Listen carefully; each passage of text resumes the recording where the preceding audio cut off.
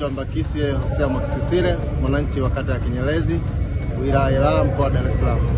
Yako mambo mengi mama ameyafanya na mengine ameahidi kuyafanya.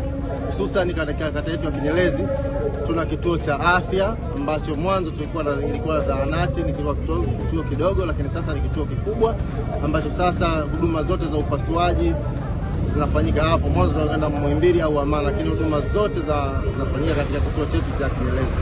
Pia tuna stendi ambayo mama amefanya katika kata yetu ya Kinyerezi. Tuna stendi kubwa katika wilaya yetu ya Ilala, ni stendi kubwa ambayo inaweza kumudu kuingiza magari mengi pale Kinyerezi mwisho.